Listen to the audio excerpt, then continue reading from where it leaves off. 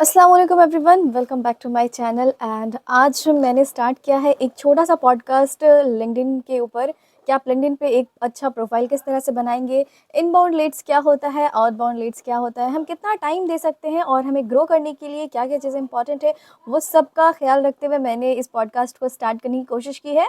और मुझसे जितना भी समझ में आया मैंने उनसे इतना सवाल किया है इनसे। एंड आई होप आपको ये पॉडकास्ट पसंद आएगा। एंड जो भी आपको कुछ कमी लगे तो आप मुझे कमेंट सेक्शन पे अपना फीडबैक ज़रूर देना and I will try to improve my self.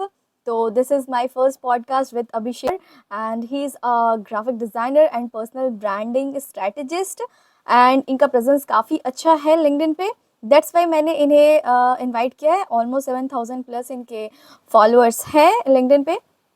And I hope आप अगर एक बिगनर हो तो ये पॉडकास्ट पूरा एंड तक देख लेना, बहुत सारी सवाल के आपको जवाब मिल गए। Let's see. अभिषेक, सबसे पहले मैं चाहूँगी आप ऑडियंस को बताओ अपने बारे में थोड़ा सा। मैंने ऑलरेडी इंट्रोड्यूस कर दिया है पहले वीडियो में, बट अभी आप इंट्रोड्यूस कर दो। ओके सो मेरा नाम अभिषेक है सबसे पहला obviously. And like I am not that old but I am just 20 years old. And business और एंटरप्रेन्योरशिप में मुझे इंटरेस्ट था, बट वो कहीं ना कहीं गेम्स वगैरह खेलने के कारण दबा हुआ था। I use to play games a lot, so उसके वजह से जो था वो बिज़नेस और एंटरप्रेन्योरशिप वाला जो इंटरेस्ट था वो उस लेवल पे बाहर नहीं आया था। But after game ban, obviously like most of the people know the game name, it's BGMI जो पहले PUBG था। So after ban मैंने like मुझे ये बिजनेस और एंटरप्रेन्योरशिप में इंटरेस्ट ऐसा अचानक से उभरना स्टार्ट हुआ। So फिर क्या था कि मैंने स्लोली करके इन सारी चीज़ों के बारे में जानना स्टार्ट किया धीरे धीरे करके। So फिर मैंने स्टॉक मार्केट वगैरह से स्टार्ट किया अपना जर्नी, और वहाँ से फेल होते होते लर्न करते करते सारी चीज़ें करते करते अभी मैं लिंक्डइन पे हूँ। And I have a very good community of 7,000 followers. And I am working as a designer और a personal brand strategist. So ये था मेरा ओवरऑल जर्नी अभी तक का in a nutshell. Okay, that's really great, impressive journey Abhishek. And मतलब thank आपका you. Graphic designing interest कैसे आया यहाँ पे? ओके सो इसके पीछे जो है अगर मैं बोला जाऊँ तो मैं ग्राफिक डिज़ाइनिंग फ्रॉम क्लास 2 से स्टार्ट करना सीखना स्टार्ट कर दिया था। वाई? बिकॉज मुझे कलर्स वगैरह को लेकर वेरी बिगनिंग से इंटरेस्ट थे। When I was in class 2, मेरे जो फैमिली थे मेरे ड्राइंग्स वगैरह में उन लोगों ने मेरा नाम वगैरह लिखवा दिया। So I used to do all that arts and colors, pencil sketching and फिर canvases design, ये सारे मैंने किए for continuously 8 years from class 2 to class 10 मैंने ये continuously किया। So वो जो था उसके बाद मैंने ड्राइंग्स वगैरह बंद कर दिए थे। बट मैं जब ग्राफिक डिज़ाइनिंग मुझे पता चला कि यार मार्केट में ग्राफिक डिज़ाइनिंग करके भी कुछ है, when I was in my trying phase, सब तब मुझे जो था कि मैंने देखा यार ये तो कुछ इंटरेस्टिंग है, इसको ट्राई कर सकते हैं। और जब मैंने देखा यहाँ पर भी वैसे ही कुछ है, कलर्स है, लाइंस है, शेप्स वगैरह है, तो मैंने बोला कि यार ये तो अच्छा चीज़ है, लेट्स ट्राई इट आउट, ये कैसा जाता है। सो ये था मेरा ग्राफिक मतलब डिज़ाइनिंग के ये भी रिलेटेड ऐसे ही इंटरेस्ट। कुछ जर्नी रहा है जैसा मेरा रहा था कि freelancing, okay. Sorry, graphic designing भी कुछ है स्किल, और मैंने भी वहाँ से स्टार्ट किया। That's really interesting. और उसके बाद पर्सनल ब्रांडिंग। ओके, तो मतलब अभिषेक एक चीज़ है कि हम अगर एक बिगनर है, ठीक है, तो हमें लिंक्डइन पे आना है तो सबसे पहला चीज़ होता है कि हमें अपना प्रोफाइल को एक अच्छा दिखना चाहिए, प्रोफेशनल लगना चाहिए। तो कैसे ऑप्टिमाइज़ करेंगे कि मेरा प्रोफाइल अच्छा हो? एक बिगनर के लिए क्या गाइडेंस होगा, वो कैसा होना चाहिए? सो बिगिनर के लिए सबसे पहला गाइडेंस तो ये है कि अभी आपको पता नहीं है कि आपको क्या प्रोवाइड करना है, आप किस चीज़ पे स्टिक हो। सो आप हाँ। ऐसा एक प्रोफाइल बनाओ कि लोगों को पता चले कि you are new here and you are just exploring things out. Okay, suppose अगर आपका कोई चीज़ में इंटरेस्ट है और आपने उसको लेकर स्टार्ट किया, या फिर आप पहले कुछ करते थे आपने उस चीज़ को लेकर स्टार्ट किया, तो आप उस चीज़ के रिलेटेड एक प्रोफाइल बनाओ। एक अच्छा सा नॉर्मल सा बैनर आपको कैनवा से बन सकता है, कैनवा फ्री है। सोशल मीडिया आपका ऑनलाइन मार्केट में कैनवा फ्री है। आप कैनवा से अपने एक अच्छा सा बैनर बनाओ, अपना एक अच्छा सा हेडशॉट क्लिक करके लिंक्डइन पर आप अपने लगा लो। एक अच्छा सा आप छोटा सा अबाउट सेक्शन लिख सकते हो। स्टार्टिंग में जब आप क्लाइंट्स की हेल्प नहीं कर रहे हो, आपको पता नहीं है कि आपको क्या करना है, तब आप अपने बारे में इंटरेस्ट अपना लिख दो, आपको किस चीज़ में interest and why did you started here. ठीक है। सो आप ऐसे करके अपना एज अ बिगनर लेवल पर, ज़ीरो लेवल पर आप अपना प्रोफाइल बनाकर स्टार्ट कर सकते हो, अगर आपको नहीं पता है कि आपको क्या प्रोवाइड करना है और कैसे करना है। सो ये आपके लिए बेस्ट ऑप्शन रहेगा। ओके, आई मीन और जैसे बिगनर है तो वो लोग फीचर सेक्शन पे भी क्या डाल सकते हैं? वहाँ पे फीचर सेक्शन पे भी है ताकि वो थोड़ा अच्छा लगे दिखने में, तो वहाँ पे I think portfolio is better, right? No, portfolio depend करता है अगेन आपने सर्विस प्रोवाइड कर रहे हैं कि नहीं। अगर आप हम्म, सर्विस प्रोवाइड नहीं कर रहे हैं तो आप पोर्टफोलियो किस चीज़ का लगाइएगा। हम्म। आप अगर कोई स्टार्टिंग में स्किल सीख फोकस रहे करिए हैं, कि आप कोई लोगों के स्किल साथ कनेक्ट सीख हो। रहे हैं, हाँ। हाँ, तो आप तब आप उस स्किल्स को अपना डिस्प्ले कर सकते हैं। अगर आप ग्राफिक डिज़ाइनिंग सीख रहे हैं तो ग्राफिक डिज़ाइनिंग के रिलेटेड पोर्टफोलियो लगाइए। अगर आप कुछ और सीख रहे हैं, कॉपी राइटिंग वगैरह सीख रहे हैं, तो उसके रिलेटेड अपना कुछ भी एक्सपीरियंस सेक्शन, फीचर सेक्शन में लगाइए। दैट विल बी फाइन, अच्छा मतलब लगेगा। हमें एक सिंपल सी ओवरऑल चीज़ है कि एक अच्छा प्रोफाइल ऑप्टिमाइजिंग, एक अच्छा profile banner, about section, that's okay for beginner, right? या and for good. Next thing, हमें कंफ्यूजन होता है ना कि हम अपना आइडियल क्लाइंट लिस्ट कैसे बनाएं, आईसीपीज। ये होता क्या है? पहली चीज़ तो ये नहीं पता है, और मुझे भी स्टार्टिंग में नहीं पता था कि आईसीपीज क्या होता है। तो आई थिंक इस पे थोड़ा सा आप बताएं क्या होता है ये। ओके, सो अगर मैं भी फ्रैंकली बताऊं तो मैं जब स्टार्ट किया था एंटरप्रेन्योरशिप में और सोशल मीडिया मार्केटिंग में, जब मैं आया था तब मुझे भी नहीं पता था कि आईसीपी का मतलब क्या होता है। ठीक है, मुझे बस पता था कि आईसीपी करके कुछ वर्ड होता है, तो मैंने गूगल पे इसका मतलब मुझे पता चला था, आइडल क्लाइंट्स प्रोफाइल। सो आईसीपीज आपको फाइंड करने का सबसे अच्छा तरीका है, ठीक है, वो है कि आपने तो पहला आपका जो सर्विस आप प्रोवाइड कर रहे हो वो ठीक है, उसको आप साइड करिए। सेकंड, आप ये देखिए कि आपको किन के सराउंडिंग्स में रहना पसंद है। ओके, वो काफ़ी इंपॉर्टेंट हो जाता है आपके लिए। बहुत सारे लोग ऐसे होते हैं जिन लोग फिटनेस वगैरह में इंटरेस्ट रहता है, तो वो फिटनेस कोच वगैरह के साथ रहते हैं, उनके बारे में डाइट्स हो गया, न्यूट्रिशंस हो गया, प्रोटीन, कैलोरीज वगैरह के बारे में उनसे बात करते रहते हैं। ठीक है, बॉडी बिल्डिंग, जिम वगैरह, योगा, इन सब के बारे में बात करते रहते हैं। Why? Because they actually like it. So hmm, वो होंगे आपके आइडल क्लाइंट्स, क्योंकि आपको उनके साथ काम करना पसंद है। आप वैसे लोगों के साथ काम करना चाहोगे जिनके साथ आपको काम करने में अच्छा लगे, so that you can work with them on a longer term. Okay, so अगर लॉन्गर टर्म में आपको काम करना है तो आपको अपना इंटरेस्ट फाइंड करना पड़ेगा। आपको किन के साथ काम करने में इंटरेस्ट है। क्या आपको पैसों के बारे में, फाइनेंस के बारे में अगर पसंद है, सो आप फाइनेंशियल कोचेज़ के साथ काम करो, फाइनेंशियल इन्वेस्टमेंट कंपनीज़ के साथ काम करो। बट क्या अगर आपको फिटनेस, योगा, ये सारी चीज़ों में इंटरेस्ट है, तो आप वैसे लोगों को टारगेट करो। तो क्या है कि आप काम भी करोगे, आप बोर भी नहीं होगे, और आप उस चीज़ हम्म। को लॉन्गर टर्म तक ले जा सकते हो। मतलब ये काफ़ी इंटरेस्टिंग है कि आईसीपीज का मतलब कि अपना आइडियल क्लाइंट जिसके साथ आपको काम करने में बहुत अच्छा लग रहा है, आपका इंटरेस्ट कहाँ पे एक्चुअली, है, दैट इज़ योर हाँ, ideal client. And I think ये चीज़ बिल्कुल। अब क्लियर हो गया होगा बहुत सारे लोगों को। Okay. I hope so. And the third question is कि how to identify the problem that clients are facing. सारे लोग तो बोलते हैं, एडवाइस देते हैं कि फाइंड करो कि क्लाइंट का प्रॉब्लम क्या है, उसका प्रॉब्लम का सॉल्यूशन निकालना है। तो एक बिगनर को कैसे पता चलेगा कि मेरे क्लाइंट को क्या प्रॉब्लम है और हम उसके लिए क्या कर सकते हैं? तो यहाँ पर जो है मैं तीन just types just for a बताऊंगा। डिजाइनर की पर्सपेक्टिव में, so for graphic designer, right? Okay, तो मैं यहाँ पर तीन वेज बताऊंगा। ओके, सबसे पहला वे तो ये है कि आप लोगों से इन पर्सन मिलो। ठीक है, आपके जो टारगेट ऑडियंस है, इन पर्सन मिलो। भले वो 2 है, भले वो 4 है, डिपेंड करता है आपके कितने लोगों का सर्कल है जिनको आप जानते हो। इन पर्सन मिलो, उनके साथ बात करो, उन्हें क्या प्रॉब्लम्स वगैरह फेस करना पड़ रहा है रिलेटेड टू डिज़ाइंस।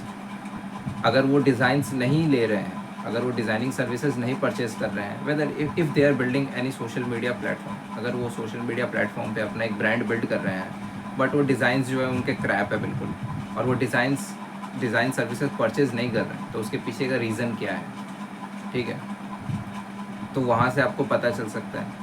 सेकंड ये है कि आप लोगों के साथ सोशल मीडिया के थ्रू कनेक्ट हो, जो मैंने आपको कहा, लोगों का प्रोफाइल ढूंढो, आप उनके साथ कनेक्ट हो, उनसे बात करो।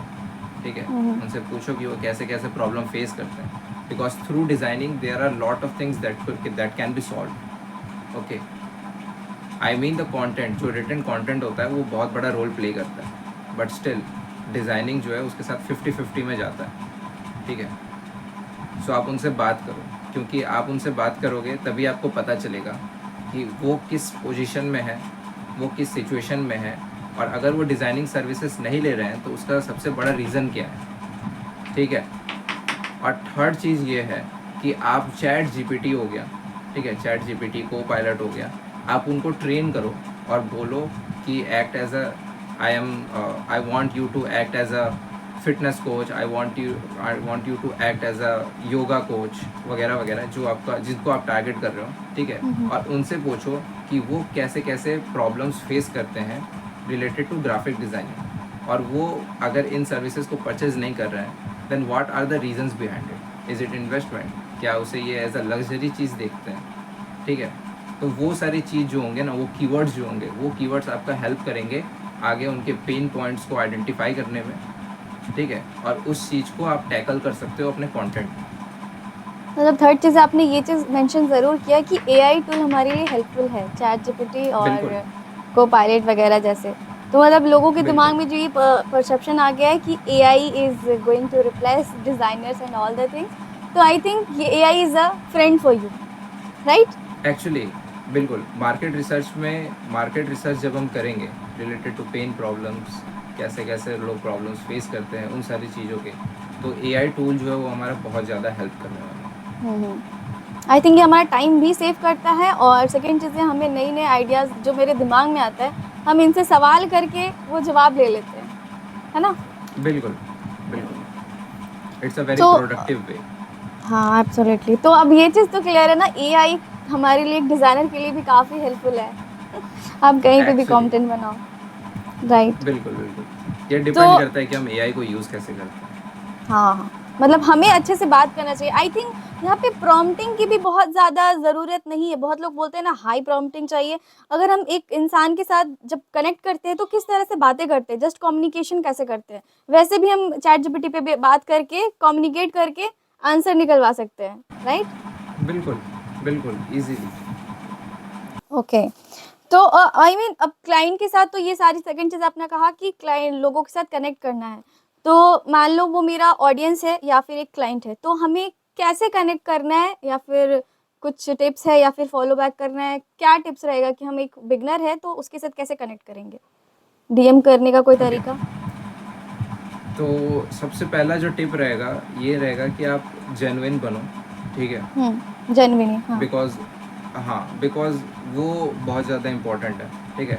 आपका एम जो है वो तो है कि आपको कन्वर्ट करना हुँ, है, हुँ। बट आप उसको हमेशा दिमाग में मत रखो। आपके हर मैसेज में वो जो एक सेल्स वाला जो एक ये होता है, वो इफेक्ट नहीं दिखना चाहिए कि he is going to sell something after this message, he is hmm, going to sell something after this message, ठीक है। क्या है कि सामने वाले क्लाइंट को लगना चाहिए कि you are actually talking with him, okay, without any intentions. अगर आपके इंटेंशन सामने दिखने लगेंगे ना, देन क्या है कि इश्यूज होंगे, क्लाइंट आपके साथ बात करने में हिचकिचाएगा, ठीक है। वो मैसेजेस का रिप्लाई नहीं देगा बिकॉज ही विल थिंक कि भाई इस मैसेज के बाद ये तो पिच करने वाला है, इस मैसेज के बाद ये पिच करेगा। तो क्या है कि इसलिए क्लाइंट्स वगैरह जो है डीएम्स वगैरह में बात नहीं करते, ओके। सबसे बेस्ट वे ये होगा, ठीक है। स्टेप 1, आप उनका प्रोफाइल वगैरह फाइंड करो, कीवर्ड्स के थ्रू फाइंड करो, इन्फ्लुएंसर्स वगैरह जो है, ठीक है। अगर आप फिटनेस इन्फ्लुएंसर, बड़े बड़े फिटनेस इन्फ्लुएंसर को लिंक्डइन पे फॉलो करते हो, तो आपके कमेंट सेक्शन में बहुत सारे फिटनेस इन्फ्लुएंसर्स और मिलेंगे, बिकॉज सेम इंडस्ट्री वालों के साथ लोग इंगेज करते हैं। आप उनका प्रोफाइल फॉलो करो, आप उनके प्रोफाइल फॉलो करने के बाद आप उनके कंटेंट को रीड करो, उनके कंटेंट में कमेंट्स में अच्छे अच्छे कमेंट्स डालो, कमेंट सेक्शन में आप कमेंट करो, आप अपनी जर्नीज एक्सप्लेन करो, शेयर करो उनके साथ, उनको खुद के साथ रिलेटेबल कनेक्टेड फील करवाओ, ओके। ऐसा आप करो कि वो सामने से आपको कनेक्शन रिक्वेस्ट भेजे, आपको भेजने का मौका ना मिले, ठीक है। बिकॉज ये बहुत इंपॉर्टेंट हो जाता है। मैं ऐसे बहुत सारे लोगों, जो मेरा आईसीपी लिस्ट है, मेरे में वैसे बहुत सारे लोग हैं जिनको मैं कनेक्शन रिक्वेस्ट नहीं भेजता हूँ, बट आफ्टर अ वीक और इन बिटवीन द वीक वो सामने से मुझे कनेक्शन रिक्वेस्ट भेज देते हैं कनेक्ट होने के लिए, ओके। सो अगर इट्स लाइक अ केस, अगर आपके साथ कनेक्ट नहीं होते हैं कोई, तो आप उनके कमेंट सेक्शन में अच्छे अच्छे कमेंट्स ड्रॉप करो, वैल्यूएबल कमेंट्स ड्रॉप करो, हेल्प करो लोगों का। अगर उन्हें कोई क्वेश्चन है, अगर आपके पास उसका सॉल्यूशन है, तो उसके बाद फिर आप डीएम में कनेक्ट हो जाओगे। एक बार जैसे कनेक्शन रिक्वेस्ट एक्सेप्ट हुआ, आप उनके साथ डीएम में कनेक्ट हो जाओगे। डीएम में कनेक्ट होने के बाद आप फिर उनके साथ कॉन्वर्जेसन स्टार्ट कर सकते हो। Start with normal conversation, how are you, how is your day going वगैरह वगैरह, उसके बाद फिर आप धीरे धीरे उनसे पूछो आपके बिज़नेस कैसे जा रहा है, ठीक है। आपके जो मेन गोल्स है, जो आपके सर्विस का आउटकम है, उसके रिलेटेड क्वेश्चंस पूछो। अगर आपका आउटकम है ग्राफिक डिज़ाइनिंग के थ्रू अथॉरिटी बिल्ड करना, सो आप उनसे पूछो how is your community building journey going on, ठीक है। कम्युनिटी बिल्डिंग, आप जब कम्युनिटी बिल्ड कर रहे हैं तो आपको उसमें कोई इश्यूज़ वगैरह फेस करने पड़ रहे हैं, क्या इश्यूज़ वगैरह है, वैसे ऐसे क्वेश्चंस आप उनसे पूछो, तो वो धीरे धीरे करके आपके साथ फ्रैंक होंगे। जो आपके सर्विस का आउटकम है उसके रिलेटेड क्वेश्चंस पूछो। अगर आपका आउटकम है ग्राफिक डिज़ाइनिंग के थ्रू अथॉरिटी बिल्ड करना, सो आप उनसे पूछो how is your community building journey going on, ठीक है। कम्युनिटी बिल्डिंग, आप जब कम्युनिटी बिल्ड कर रहे हैं तो आपको उसमें कोई इश्यूज़ वगैरह फेस करने पड़ रहे हैं, क्या इश्यूज़ वगैरह है, वैसे ऐसे क्वेश्चंस आप उनसे पूछो, तो वो धीरे धीरे करके आपके साथ फ्रैंक होंगे। अगर वो आपके क्वेश्चंस के आंसर नहीं देते हैं, अगर आपको पोस्ट करते हैं, तो फिर इंगेजिंग वाला जो प्रोसेस है आप उसको रिपीट करो। आप उनके कमेंट्स में और वैल्यूएबल कमेंट्स ऐड करो, उन्हें रिलेटेबल फील करवाओ। उन्हें, हमें ये करना है, ठीक है, उन्हें ऐसा फ्रेंडली सा इन्वायरमेंट क्रिएट करके देना है कि वो हमारे क्वेश्चंस का आंसर दें, वो हिचकिचाए नहीं, बिकॉज उसके बाद ही कन्वर्जन का प्रोसेस एक्चुअली में होता है। आई थिंक ये बहुत ज़्यादा इंपॉर्टेंट है कि हम सबसे पहले स्टार्टिंग में सोचते हैं कि हम अपने सर्विसेज को ही जाके डायरेक्ट पिच कर दें, और इस तरह से हमारे पास क्लाइंट क्या, कोई अच्छे लोगों के साथ कनेक्ट भी करना होगा तो वो भी नहीं करेंगे। तो एक्चुअली एटलीस्ट हमें जिसके साथ भी कनेक्ट करना है तो इंगेजमेंट पहले करना है, एंड देन फिर फ्रेंकली थोड़ी सी कम्युनिकेशन रिलेशन का तरफ बिल्ड कर लेना है, बिल्कुल, राइट? बिकॉज अगर हम स्लैम पिच करते हैं, हाँ। अगर हम स्ट्रेट पिच करते हैं विदाउट कनेक्टिंग, विदाउट इंगेजिंग हम्म। एनीथिंग, तो क्या होगा कि अगर वो जो है वो एक पोटेंशियल लीड, अगर इन फ्यूचर कनेक्शन बिल्ड करने के बाद अगर हमारा हम्म। लीड बन सकता था ना, तो वो भी हमारे हाथ से चल जाएगा। वो भी नहीं बनेगा। आई थिंक इसमें एक एग्जांपल मुझे याद आ रहा है कि एक कॉपर की यूटेंसिल है, बर्तन है, मुझे अगर बेचनी है और मैंने एक व्हाट्सएप पे ग्रुप बनाया और वहाँ पे डायरेक्ट मैसेज कर दिया अपना नाम वगैरह डाल के, कॉपर की मेरे पास बर्तन है, खरीद लो, ठीक है। अगर मैंने उसी को इस तरह से करा होता है कि एक रील वीडियो बनाई होती अपने बारे में इंट्रोडक्शन दे के, लाइक फिटनेस के ऊपर थोड़ा सा, कि आपको पानी पीना चाहिए इस बर्तन में, ठीक है, इसी तरीके से मैंने 10-15 रील वीडियो बना ली, तो उस दिमाग में उसके बैठ गया कि कॉपर के बर्तन में पानी पीना यस, है। फिर मैं 20वें दिन में जाके बोलूँगी कि ये चीज़ मेरा बैकएंड में ये ऐसा बिज़नेस भी अगर आपको खरीदना है तो यहाँ से लिंक पे जाके खरीद लो। तो पहला तो मैंने उसे वैल्यू दिया कि आपको ये चीज़ कैसे हेल्पफुल करेगी आपके लाइफ में, कैसे वैल्यू ऐड ऑन हो रहा है। तब लोग आपको खरीदने आएँगे। उसमें से भी लोगों का होता है क्वेरी कि अरे यार, ये 10 दिन तक मुझे कंटेंट फ्री में दिया, अब इसको बेचना है। हाँ, तो नहीं वो तो तो ये ये नॉर्मल लोगों है, का माइंडसेट चेंज नहीं कर ये सकते लोगों हैं। का ये माइंडसेट, नॉर्मल ये है। माइंडसेट और नेगोशिएशन का तो ये माइंडसेट चेंज नहीं हो सकता है, बट या इट्स अ ग्रेट नहीं हो एग्जांपल सकता है। एक्चुअली। तो ये भी हमें ध्यान में रखना पड़ेगा कि हर सारे लोग हमारे क्लाइंट या फिर कस्टमर नहीं बन हाँ, सकते हैं। जिसको वैल्यू है वो समझ सकता है, वही उसको या लेगा। बिल्कुल सही, क्या एग्जांपल दिया, अच्छा। Okay. Okay, and next question is कि हमें कितना टाइम देना चाहिए इंगेजमेंट के लिए? ये भी होता है क्वेश्चन कि कितना टाइम इंगेजमेंट देना चाहिए इंगेज करने के लिए, और किन लोगों के साथ इंगेज करें हम? ओके, सो सबसे पहला तो इंगेजमेंट टाइम बता देता हूँ। अगर इंगेजमेंट टाइम का बात हम्म। करते हैं, तो अगर आप एज अ बिल्कुल स्टार्टिंग बिगिनर है, ओके, मैंने जो किया वो मैं हम्म। बताऊँगा। At least engage for hmm. 2 to 3 hours, okay, because starting में, 2 to 3 because hours starting okay. में इंगेजमेंट बहुत ज़्यादा ज़रूरी होता है। आपको कोई नहीं जानता है, आपके कंटेंट को कोई नहीं जानता है, हम्म। आप क्या करते हो वो भी कोई नहीं जानता है, और ना आप क्या वैल्यू प्रोवाइड करते हो वो भी कोई नहीं जानता है। और लिंक्डइन पे इंगेजमेंट जो एब्सोल्युटली। है is one of the best way traction अपने कंटेंट पे लाने के लिए, लोगों को अपने कंटेंट तक लाने के लिए engagement is the only best way. आप सिर्फ कंटेंट अपलोड करोगे और आप इंगेज नहीं करोगे तो आपके प्रोफाइल पे वो 1 और 0 लाइक ही रह जाएगा, ठीक है। Hmm. So in the very beginning 2 to 3 hours you can do it, आराम से कर सकते हो अगर आपके पास टाइम है तो। और when it comes to engaging, तो मैंने एक बहुत बड़ा गलती किया था इन द वेरी बिगनिंग। वो था कि मैं उन्हीं लोगों के साथ इंगेज करता था जिन लोग सिर्फ डिज़ाइनर्स थे। व्हेन आई स्टार्टेड डिज़ाइनिंग, तो मैं सिर्फ डिज़ाइनर्स के साथ इंगेज करता था, but which is actually wrong. वो सिर्फ हमें नहीं करना है। बीइंग फ्रॉम अ डिज़ाइनर, एक डिज़ाइनर के पर्सपेक्टिव से अगर मैं बताऊँ, तो मैं डिज़ाइनर्स के साथ इंगेज करूँगा, बट यहाँ पर डिपेंड होता है कि मैं कैसे गोल्स चेज़ कर रहा हूँ। अगर मेरा गोल लीड्स लाना है तो मैं 10 डिज़ाइनर के साथ इंगेज करूँगा और 20 ICPs के साथ इंगेज करूँगा, सो दैट मेरा कंटेंट उन तक ज़्यादा पुश हो। ओके, और मैं 20 इन्फ्लुएंसर्स के साथ जो बिग लेवल क्रिएटर्स हैं, just like Lara Acosta, Luke Matthews, Matt Barker, उनके साथ इंगेज करूँगा, सो दैट मेरा कंटेंट जो है, मतलब मेरा जो कमेंट है, एक अच्छा सा कमेंट जो मैं जेन्युइन कमेंट ड्रॉप करने वाला हूँ, वो और भी बहुत सारे लोग देखें।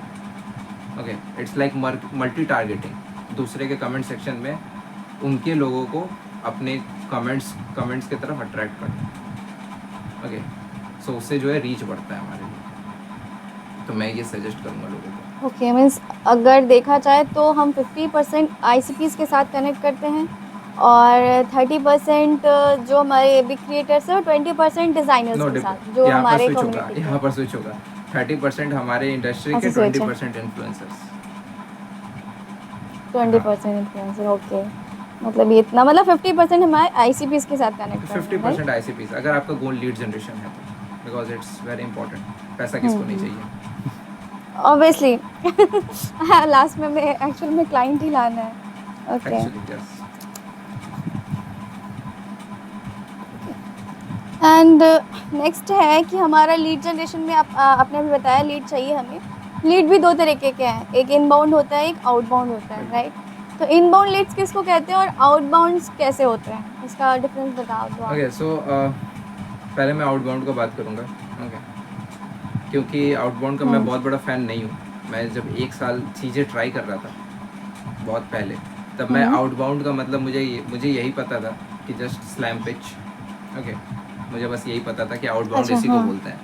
बट जैसे जैसे मैं धीरे धीरे करके लिंक्डइन वगैरह पे आया, मैंने लोगों के पोस्ट पढ़े जिन लोग लीड जनरेशन एक्सपर्ट्स हैं।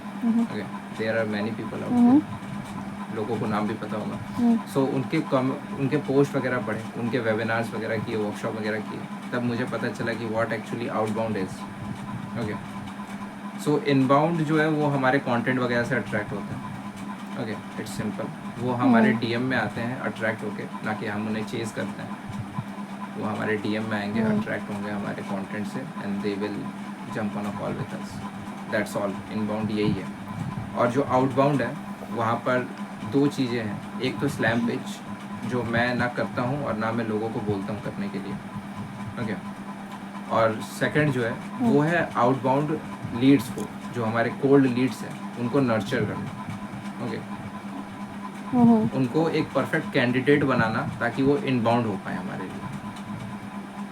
ओके, जस्ट लाइक दैट, मैंने जैसे बताया, ICPs के साथ कमेंट्स के थ्रू नेटवर्किंग करना एंड ऑल। मतलब वो सेम चीज़ हम प्रोसेस करेंगे। बिल्कुल। हाँ, समझ गई मैं। मतलब वो जो DM करने का जो तरीका था, कनेक्ट कैसे करना है, वही आउटबाउंड के साथ भी वही, करना है। मीन्स आई नो आउटबाउंड एक कोल्ड है, कोल्ड क्लाइंट है हमारा, बट हम सेम प्रोसेस अप्लाई बिल्कुल। करेंगे, यहाँ पर हम है क्या ना? करेंगे, हमारा जो कोल्ड लीड है, हम उनके साथ रिलेशन बिल्ड करके, कमेंटिंग करके, इंगेजिंग करके उन्हें वार्म में कन्वर्ट करेंगे, so that they will be a perfect candidate for inbound.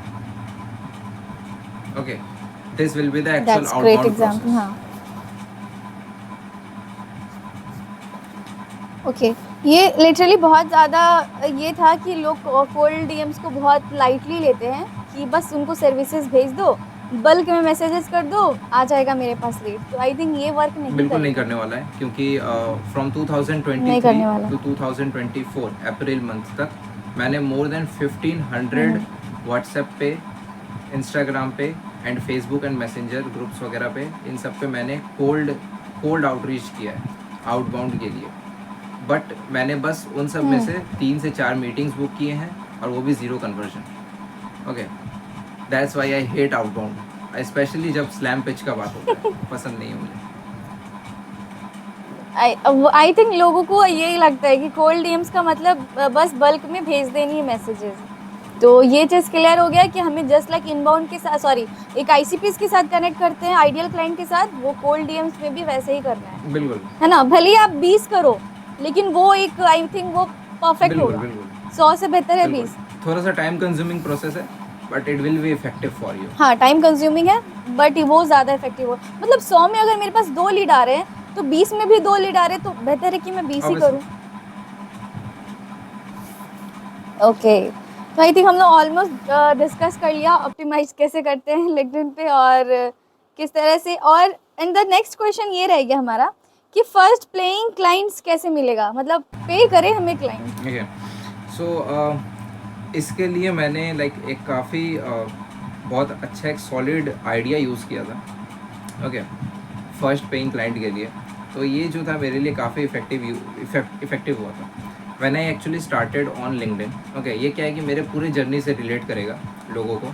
ये अगर बाकी लोग भी फॉलो करेंगे इस प्रोसेस को तो ईजिली वो अपना पहला क्लाइंट साइन कर लेंगे। सो मैं जब पहले लिंक्डइन पे स्टार्ट किया था तो मैं बहुत सारे लोगों के साथ कनेक्ट हुआ था, बट उसमें एक भैया थे, उनका मैं नाम नहीं बताऊंगा अभी, उनके साथ मैं कनेक्ट हुआ था। सो उनको मैंने अपना एक ऐसा गोल बनाया था कि भाई इनको तो कन्वर्ट करना है, इनको साइन करना है। ओके, तो फिर मैंने उनके साथ कनेक्ट हुआ, मैंने उनसे कनेक्ट हुआ तो मैंने उनसे पूछा कि भाई लिंक्डइन पर्सनल ब्रांडिंग वगैरह क्या है, कैसे होता है। ओके, दैट टाइम मेरे डिज़ाइंस बहुत अच्छे थे, ऐसा नहीं कि मेरे डिज़ाइंस ख़राब थे, माई डिज़ाइन वॉज गुड। अभी और बेटर हो गया ऑब्वियसली, बट पहले उस टाइम पे भी अच्छे थे। सो उनके साथ जब मैं कनेक्ट हुआ तो उन्होंने मुझे बताया, फिर जब उन्होंने मुझे बताया तो फिर मैंने उनके अकॉर्डिंग, उनके बताए हुए रास्ते पर मैं चला। फिर मुझे धीरे धीरे करके थोड़े बहुत रिजल्ट्स वगैरह मिले, तो फिर मैंने उन भैया को ही रीच आउट किया। मैंने बोला भैया let's get on a networking call, may तो बी वी वैसे कैन डू अ एक चीज नेटवर्किंग मैं कॉल। पूछूंगी यहाँ पे अभिषेक, कि उन्होंने कैसे बताया, आई मीन स्टेप क्या था? ओके, स्टेप ये था कि मैंने उन्हें रीच आउट किया। ओके, मैंने उनको कहा कि हेलो XYZ नेम उनका, ठीक है, I am actually new on LinkedIn and I don't have a guidance related to personal branding, if you will help me with a bit tips and tricks because I like your content. मैं उनका content वगैरह पढ़ता था, मैं comment भी करता था। सो मैंने उन्हें कहा if you will guide me with some tips and tricks then it will be very helpful for me. So वो काफ़ी ओपननेस दिखाते हुए उन्होंने हेल्प किया, बहुत सारे टिप्स वगैरह मेरे साथ वॉइस नोट्स में और टेक्स्ट वगैरह में शेयर किया।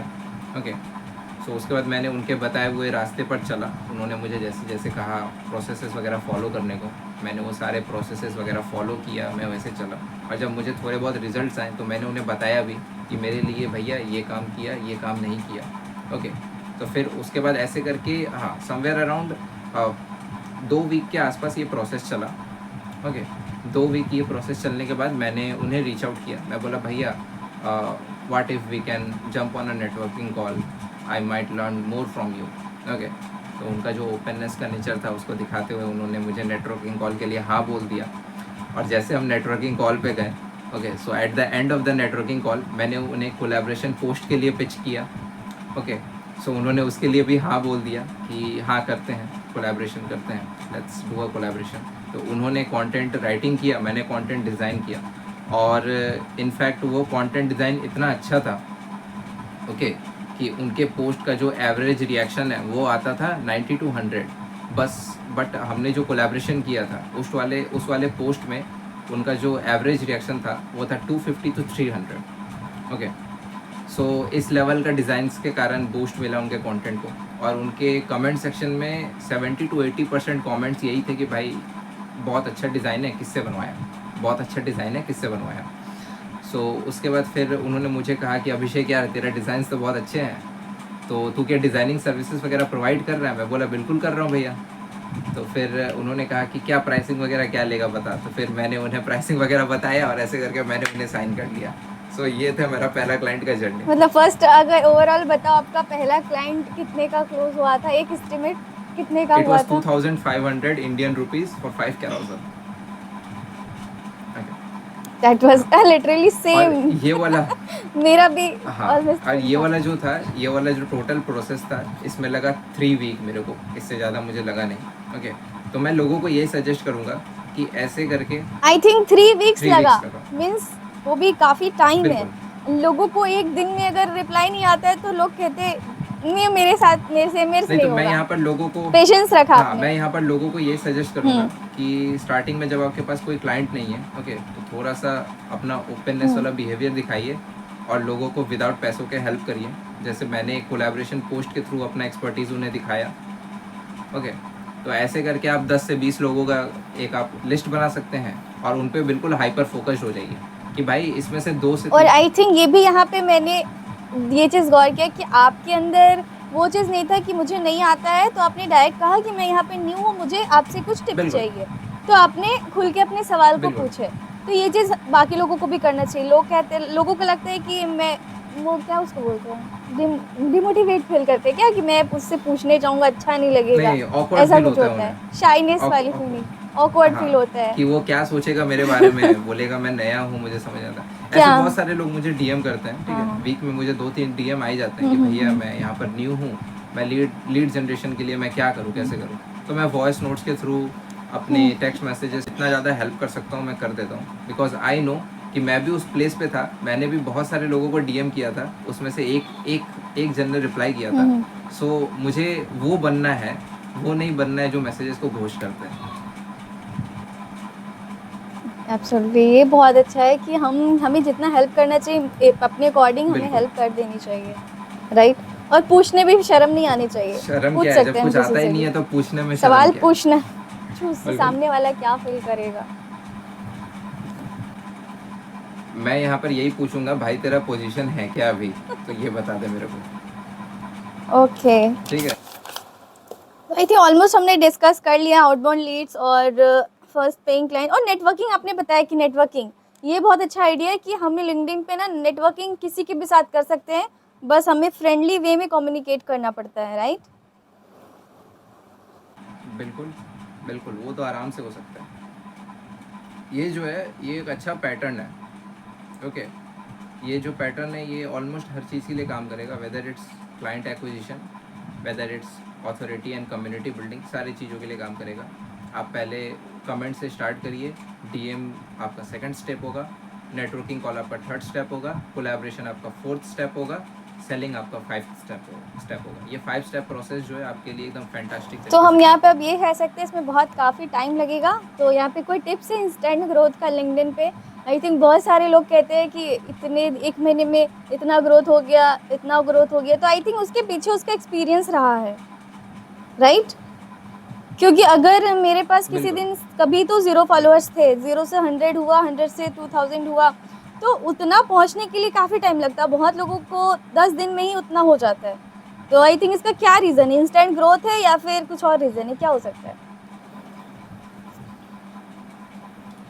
नहीं, इसके पीछे का एक, मतलब मैं रीज़न तो बता नहीं सकता हूँ, बट मैं एक हैक बता सकता हूँ जो बहुत अच्छे तरीके से काम करेगा। बहुत सारे आप अगर आइडेंटिफाई करिएगा तो बहुत सारे लिंक्डइन क्रिएटर्स जो है, जिन लोगों ने अपने प्रोफाइल को बूस्ट दिया है, उस वो लोग इस चीज़ को बहुत अच्छे से लेवरेज करते हैं। It's called authority leveraging. Okay, जो बिग लेवल के इन्फ्लुएंसर्स हैं, जिन लोगों ने अपना मार्केट में एक स्ट्रॉन्ग ऑथोरिटी बनाया हुआ है, आप उनके ऑथोरिटी को लेवरेज करिए, उनके रिलेटेड पोस्ट बनाइए, उनके एक्सपीरियंस वगैरह को दिखाइए, क्योंकि अगर वो आपके कंटेंट पे आएंगे, आपके कंटेंट को पढ़ेंगे, और अगर वो लोग वैलिडेट करेंगे, अगर एक ग्रीन चेक देंगे अगर आपको कंटेंट को थ्रू देयर कमेंट्स और समथिंग, ओके, सो क्या होगा कि उनके ऑडियंस को भी लगेगा कि या अगर ये इन्फ्लुएंसर इस बंदे पे ट्रस्ट कर सकता है then we can.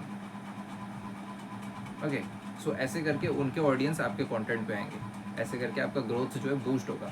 This is a tip, it will help, but वही है कि इस चीज़ को आपको अच्छे से परफॉर्म करना पड़ेगा, क्योंकि अगर आप एक इन्फ्लुएंसर को पिक कर रहे हो, हुँ, आप उसके ऊपर अगर कंटेंट बना रहे हो और अगर वो कंटेंट एक्चुअली में बैकफायर कर गया, उस लेवल का नहीं हुआ जैसा होना चाहिए था, तो क्या है हुँ। कि वो फिर कंटेंट कोई वर्क ही नहीं करने वाला है अच्छे लेवल पे। तो इस चीज़ का हमें ध्यान रखना होगा ऑथोरिटी जब के भी आप साथ काम ऑथोरिटी करने पड़ेगा लेवरेजिंग और करें। स्टार्टिंग में हमें कितना पोस्ट करना चाहिए? एक स्टार्ट कर रहे हैं तो बस पूरा 7 दिन पूरा करना चाहिए या फिर वीक में 2 से 3 पोस्ट कितना करना चाहिए? अगर ओके। टाइम है तो वीक में और 7 पोस्टिंग का डेज। भी कोई टाइम होना चाहिए फिक्स? ये भी आप बताना हाँ, मुझे। क्योंकि हाँ बिल्कुल होना चाहिए। पहले मैं हुँ, बता देता हूँ 7 डेज़ क्यों पोस्ट करना चाहिए।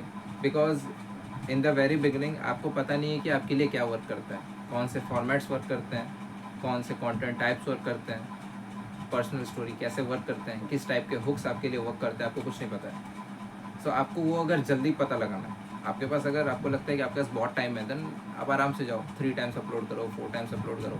बट अगर आपको ऐसा सब कुछ जल्दी करना है तो आप 7 डेज़ अपलोड करो, आप 7 डेज़ का स्टैट्स बनाओ, आप देखो कौन से कंटेंट अच्छा वर्क किया, कौन सा फॉर्मेट अच्छा वर्क किया, उसके अकॉर्डिंग आप फिर अगले वीक में जो वर्क किया उसको डबल डाउन करो, फिर देखो कि उसमें क्या वर्क किया क्या नहीं वर्क किया। ऐसे करके 1 से 2 मंथ के बीच में आपको अपने आप आइडिया हो जाएगा कि क्या वर्क कर रहा है क्या वर्क नहीं कर रहा है और क्या इन फ्यूचर वर्क कर सकता है। ठीक है, अगर आप 7 days अ वीक में अपलोडिंग टाइम पे जाते हो तो that will be very beneficial. और when it comes to content uploading time, okay, so ये डिपेंड करता है या सो कंटेंट अपलोडिंग जो है अपलोडिंग टाइम वो डिपेंड करता है। ठीक है, आप कैसे लोगों को टारगेट कर रहे हो और आपके पास किस टाइम पे आप अवेलेबल हो, ये भी बहुत ज़्यादा मैटर करता है। ठीक है, अगर आप सुबह में अपलोड करते हो, जस्ट लाइक मैं 9:30 AM पे अपलोड करता हूँ इंडियन स्टैंडर्ड टाइम, ओके, तो मेरी कम्युनिटी जो है उन्हें मेरा टाइम पता है कि अभिषेक का पोस्ट जो है वो 9:30 के अराउंड लाइव आता है इंडियन स्टैंडर्ड टाइम। अगर पाकिस्तान से लोग मेरे पोस्ट इंगेज करते हैं तो उन्हें पता है कि मेरा जो पोस्ट है उनके टाइम के अकॉर्डिंग कब आता है। बट अगर मैं इसको स्विच करके इवनिंग में कर दूँ तो लोग क्या है कि कन्फ्यूज़ हो जाएंगे। ठीक है, तो वो कन्फ्यूजन से क्या होगा कि फिर लोग शाम को मेरे पोस्ट का इंतज़ार करेंगे इंस्टेड ऑफ मॉर्निंग। ठीक है, तो एक टाइम फिक्स करो और उस टाइम पे अपना कंटेंट अपलोड करते रहो। और आई थिंक एक काम भी कंसिस्टेंट हम कर रहना, सकते हैं कि भले डेज गैप हो जाए। जिसे नहीं पता है, न्यू ऑडियंस हमारे कंटेंट को पढ़ रहा है, तो नीचे में ऐड भी कर सकते हैं, I post at this time, कुछ ऐसा करके कर सकते हैं। बिल्कुल, ये कर सकते हैं या हम ये कर सकते हैं या फिर हम हमारे कमेंट सेक्शन में ऐड कर सकते हैं। बिकॉज मैंने टाइम के साथ बहुत प्ले किया है। ओके, मैं पहले 10 बजे अपलोड करता था, 10 बजे से अपलोड करते हुए मैं गया शाम के टाइम पे 5:30 बजे। 5:30 बजे मुझे कुछ देखने को नहीं मिला, लिटरली ज़ीरो रिजल्ट, कोई आ ही नहीं रहा था बिकॉज मेरा टाइम बिल्कुल चेंज हो गया था। उसके बाद फिर मैंने अपलोड किया, फिर 9:30 बजे सुबह किया। तो जब मैंने सुबह 9:30 बजे अपलोड करना चालू किया तो मैं मेरे कमेंट सेक्शन में या फिर मेरे पोस्ट में मैं लिख देता था कि I have started to upload around 9:30 AM in the morning from Monday to Friday और समथिंग। तो क्या है कि लोग उससे पढ़ लेते थे, एक बार नहीं, 2 बार नहीं, 3 बार नहीं। मैं हर पोस्ट में या फिर हर 2 दिन में उस चीज़ को लोगों को रिमाइंड कराता था कि भाई मेरा पोस्ट शाम को नहीं आ रहा है, सुबह 9:30 बजे आ रहा है, सो बी अवेलेबल एट दैट मतलब टाइम। आपने वहाँ पे पोस्ट तो में ये लिख भी दिया, हेल्प राइट? करता है। और एक चीज़ और है अभिषेक, जब मैंने स्टार्ट किया था तो मुझे बिल्कुल, नहीं पता था फर्स्ट में ये पीएस क्या होता है लिंक्डइन पे। अब तो पता है, बट पीएस क्या होता है? P.S लिखते हैं, इसका क्या मतलब है?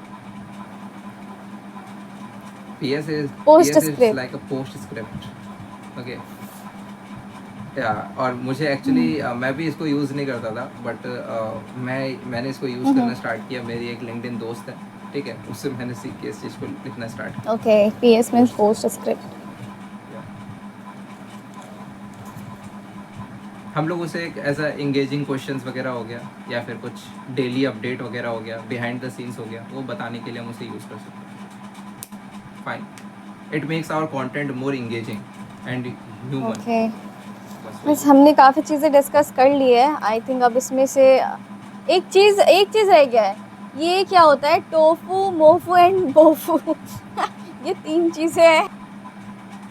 ओके, सो ये जो है लोगों को जापानीज हाँ, कैंडी हाँ। की तरह नाम सुनने में आता है, funnel. But it's actually the funnel. Hmm. Okay, ये जो एक्चुअली फनल है, या so tofu is like top of the funnel content. Okay, our personal stories जो बाहर के लोगों को अट्रैक्ट करता है, it includes everyone. Okay, our niche peers, our ICP influencers के थ्रू जो ऑडियंस आते हैं सारे लोगों को टोफू जो है वो अट्रैक्ट करता है। It's the like the first layer of our funnel.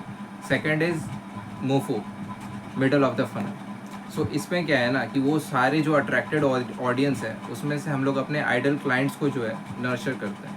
ठीक है, उसमें से हम उन लोगों को डिफ्रेंशिएट करते हैं कि भाई हमारे कौन से आइडियल प्रोस्पेक्ट बन सकते हैं, कौन नहीं बन सकते हैं, वगैरह वगैरह। And bofu, bottom of the funnel content. So it's like a conversion जहाँ पे हम लोगों को टेस्टिमोनियल्स, डिटेल केस स्टडीज़ वगैरह वगैरह के थ्रू हम हमारे आइडल क्लाइंट्स को बताते हैं कि if you are facing the exact kind of problems then we are here to help you. Okay, and from that bofu type, जो बोफू फनल का जो टाइप है उसके थ्रू जो क्लाइंट्स है वो कन्वर्ट हो जाता है। तो ये है पूरा फनल सीक्वेंस है। ये लोगों को लगता है कि जापानीज इट कैंडी का वाज़ नाम है, लिटरली दैट्स नॉट एक्चुअली। वही मुझे भी शॉर्ट पहले शॉर्ट यही फॉर्म में लगता ना, था कि टोफू, मोफू, बोफू है। ऐसे बहुत लोगों का कंटेंट मैंने पढ़ा था स्टार्टिंग में कि ये, फिर मैंने बाद में जाना कि टॉप ऑफ द फनल लोगों को, आई मीन इंट्रोड्यूस करने के लिए होता है, और जो बॉटम होता है वो हमारा कॉल टू एक्शन होता है बेसिकली, सर्विसेज के ऊपर या फिर कॉल टू एक्शन, ये कॉल टू एक्शन ही होता है, या राइट? बिल्कुल। Personal branding is like actually we are working on a personal brand. एक फेस पे हम लोग काम कर रहे हैं। It's not like a logo और समथिंग, बट हम लोग एक फेस पे काम कर रहे हैं, उस फेस को और लोगों तक पहुंचा रहे हैं, दिखा रहे हैं, that's all. Being a designer मैंने ऑलरेडी 35 अराउंड क्लाइंट्स के साथ काम किया है, और उसमें मेजोरिटी समवेयर अराउंड 70% क्लाइंट्स बाहर के थे, थ्रू रेफरल्स, थ्रू इनबाउंड्स। आउटबाउंड में मुझे बस एक क्लाइंट मिला है, दैट्स ऑल। ओके, तो और कोई मैसेजेस जो आपको देनी हो ऑडियंस को?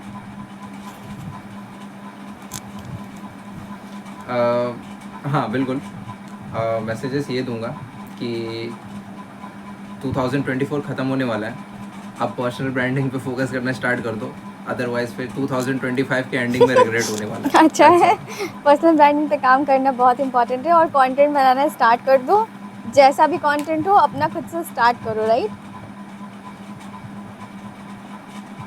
बिल्कुल बिल्कुल, कंटेंट स्टार्ट करो। मेरे अगर स्टार्टिंग 2023 अप्रैल मंथ के अगर कंटेंट वगैरह देखेंगे तो लोग मुझे बोलेंगे कि भाई ये क्या कर रहा है यार तू, ठीक है। बट अभी जो है मेरे कंटेंट और राइटिंग वगैरह लोग बहुत पसंद करते हैं। So it's all about starting today and improving while going through the journey, that's all.